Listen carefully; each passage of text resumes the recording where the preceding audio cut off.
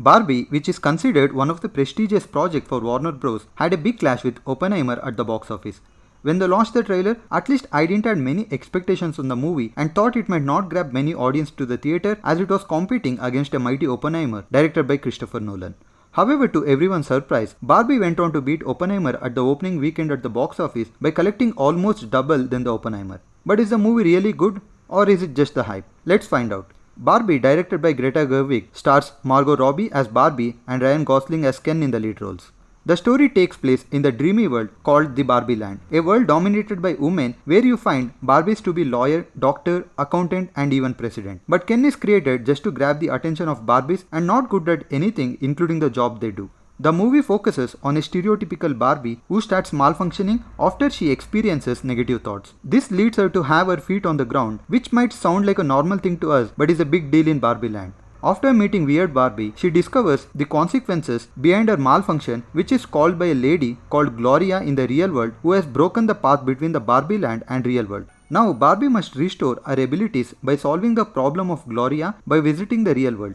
The movie shows what happens when Barbie visits the real world, the challenges faced by Barbie and Ken in the real world, and the truth she is going to discover about the real world, which is contradictory to what she has been thinking her whole life. Before we continue with the review, I would request all of you to subscribe to our channel and hit the bell notification for more such reviews. First, let's discuss the positive and negative aspects of the movie before we understand if you need to watch this movie or not. Talking about the negative aspects first, the comedy scenes they try to create using Will Ferrell were a big disappointment. You would see him on the screen and forget after a few minutes. Then again he is shown on the screen just to remind he exists in the movie. However, none of the scenes involving him were able to create any humor. The worst scene could be the chase sequence in Mattel, which looks so lame and worse than a video game. If they would have chosen to show a similar scene in Barbie Land, then it should have been fine, but doesn't look very convincing in the real world.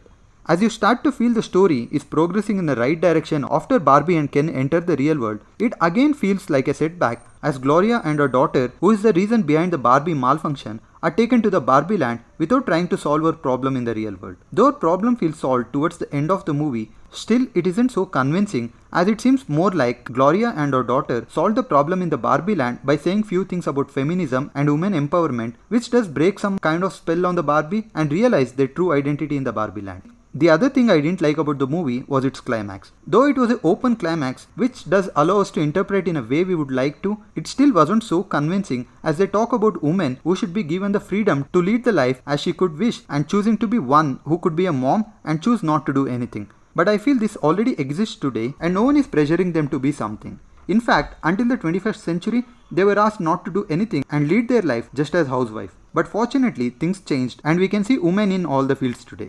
However, the major issue I have with the movie is the justification for the Ken character. They try to convince by saying Ken is him, but that doesn't justify the ending to his character as they are not even given equal importance as Barbie in the Barbie Land. I understand Barbie Land is about Barbies, but that doesn't mean Kens are simply left without proper ending. I was hoping they would talk about equality and how Ken should be treated equally, but that didn't happen. Okay, anyways, now let's talk about the positives. The visual and the production values were good. The introduction to the Barbie Land was so good that one could feel as if they are watching a human-sized Barbie. Even the costumes and text written on the Ken t-shirt was so creative.